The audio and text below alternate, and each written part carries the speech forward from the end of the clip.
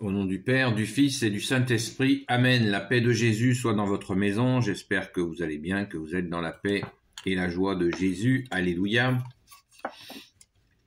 Donc, vous avez vu le titre.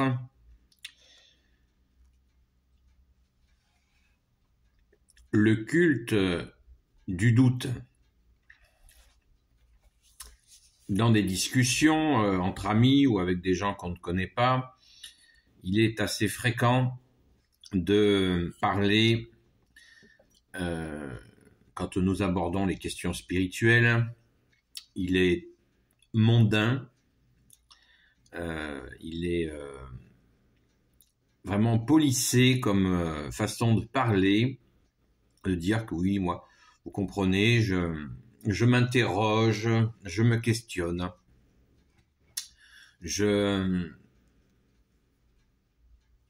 je vois, j'écoute tout le monde, je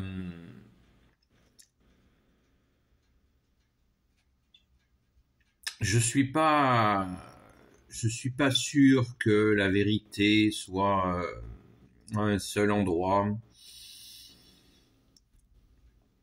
Je pense que il y a plusieurs vérités. Bon, j'arrête là, je vais avoir un malaise. Voilà. Le culte du doute. Le culte du doute, voilà ce que nous voyons souvent. Hélas. Hélas, c'est vraiment problématique. Parce que quand nous n'arrivons plus à discerner le vrai du vrai, le bon du bon, le beau du beau, ça veut dire que nous sommes vraiment en grande détresse. Il n'y a qu'à se déplacer dans la rue ou allumer une télévision. Moi, je n'en ai pas. Merci Jésus, alléluia. Je me suis débarrassé de m'avoir donné la force de me débarrasser de cette horreur. Ou tout simplement aussi d'ouvrir, bien sûr, Internet. Les réseaux sociaux, j'en parle même pas. Pour voir ce culte du doute apparaître très vite. Et cela sert les plans de l'ennemi des âmes, du diable, qui veut dire diviseur. C'est exactement ça. Diviser les gens en permanence, déjà en eux et autour d'eux, de façon à ce qu'ils soient dans une indécision permanente. C'est une ruse de l'ennemi. Et il n'y a qu'une façon de se mettre à l'abri de cette façon, cette doutologie, c'est de rejoindre le vrai Dieu, vrai homme que tu es, Jésus. Merci à toi. Alors certains, immédiatement, si vous vous positionnez, vont vous classer dans quelqu'un de radical, d'extrême, alors que le véritable amour que tu es, Jésus, est tout simplement la vérité. Jésus nous a dit ce qui salit l'homme, la liste de ce qui salit l'homme, et l'extrémisme fait partie de cette catégorie que Jésus a nommée la démesure. Donc Jésus, notre seul enseignant, nous a absolument défendu d'aller dans la démesure. Enfin, il nous l'a défendu, il nous a dit que cela salissait l'homme. Donc nous, chrétiens, catholiques, sommes, si nous écoutons Jésus, sa parole, merci Jésus pour ta parole, eh bien nous devons refuser la démesure. Et l'extrémisme est la démesure, est de la démesure. Donc, nous avons là la preuve que notre seul enseignant, Jésus le Christ Jésus, nous garde bien si nous l'écoutons et nous met à l'abri de ce genre de dérive. Mais, selon le bon vieux principe d'Archimède, avec le levier, vous savez, eh bien, l'ennemi des âmes nous jette dessus, jette sur les gens de foi catholiques de fausses informations afin que la personne, quand vous lancez plein de fausses informations sur quelqu'un, si la personne n'a pas compris la manœuvre, elle rentre dans un processus de justification. Et du coup, elle paraît suspecte. Voilà comment l'ennemi procède depuis très longtemps, mais depuis des dizaines d'années, ça s'est accéléré d'une façon hallucinante. C'est un très vieux principe d'attaque personnelle, d'attaque des gens, de leur faire porter un vilain chapeau sur la tête. Et la personne va être en permanence en train de se justifier si elle n'a pas compris la manœuvre. Et du coup, vous vous faites piéger. Donc, ne perdons pas de temps dans de vaines discussions, de vaines disputes, à justifier si nous sommes tout à Jésus, à son Église catholique.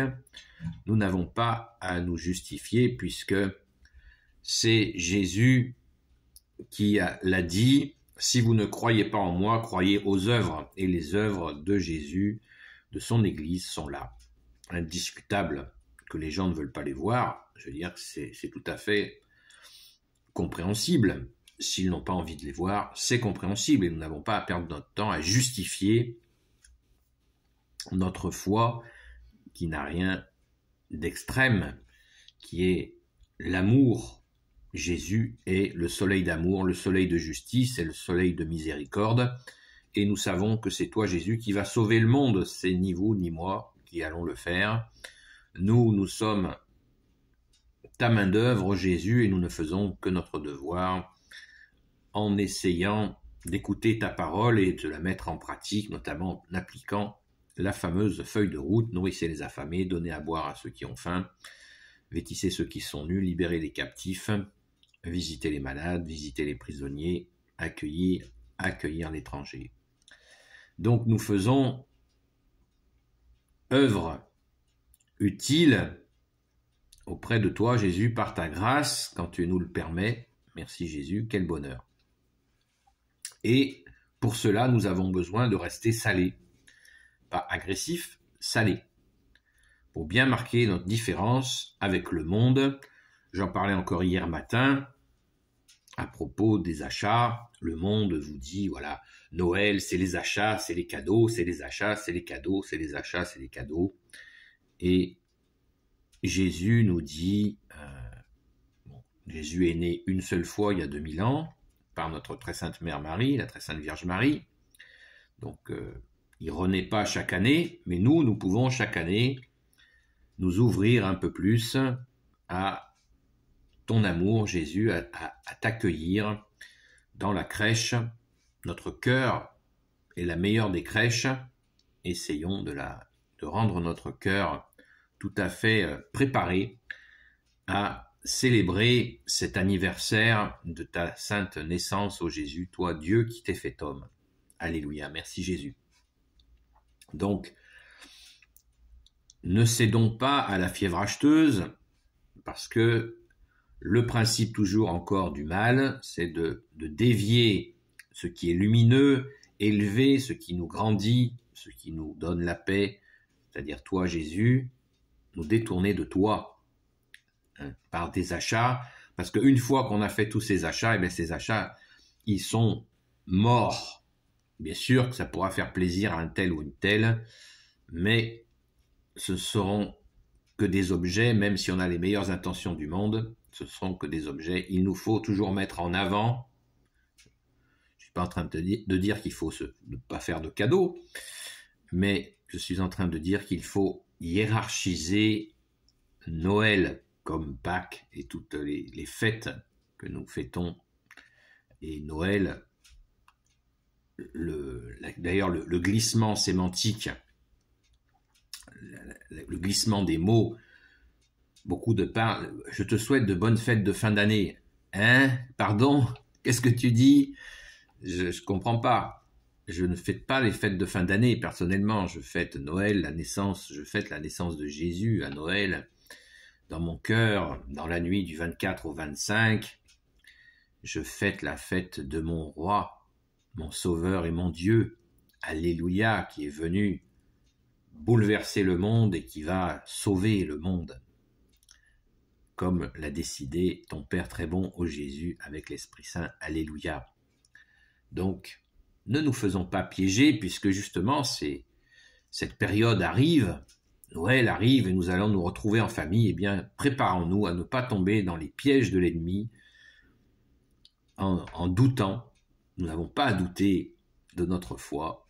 Jésus est notre Sauveur. Nous fêtons ce Noël anniversaire de ta naissance, ô Jésus, cette naissance qui a bouleversé l'univers entier, puisque tu es venu sur la terre t'offrir à nous.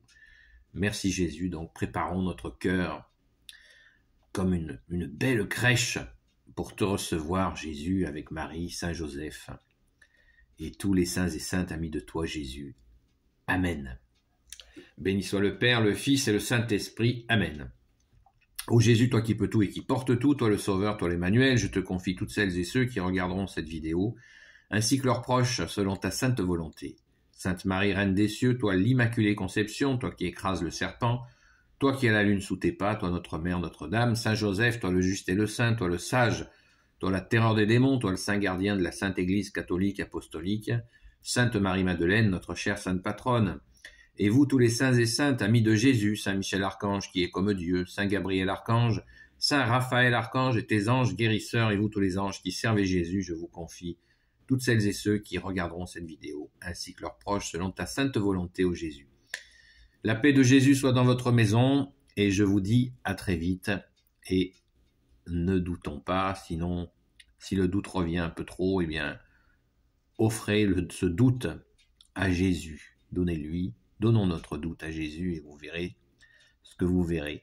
À très vite. Merci Jésus.